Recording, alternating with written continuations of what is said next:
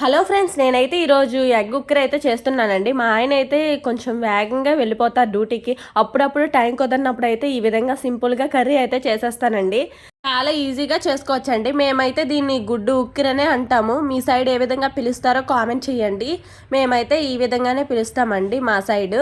First అయితే ఒక 4 గుడ్లను చితగ్గొట్టుకొని బాగా గిలక్కొట్టుకోవాలండి. అవి పక్కన పెట్టుకోవాలి. తర్వాత ఒక ప్యాన్ తీసుకొని కొంచెం ఆయిల్ వేసుకొని, ఆ ఆయిల్ హీట్ ఎక్కాక కొంచెం జీలకర్ర వేసుకొని, తర్వాత దంచిన వెల్లుల్లిపాయలు ఒక 4, 5 వేసుకొని బాగా వేయించుకోవాలి. అవి వేగాక ఆనియన్స్ అయితే వేసుకోవాలి.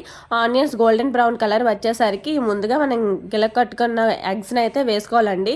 వేసుకొని కొంచెం సేపు కలుపుకోవాలి. తర్వాత దాంట్లో కొంచెం పసుపేసి బాగా కలుపుకోవాలి.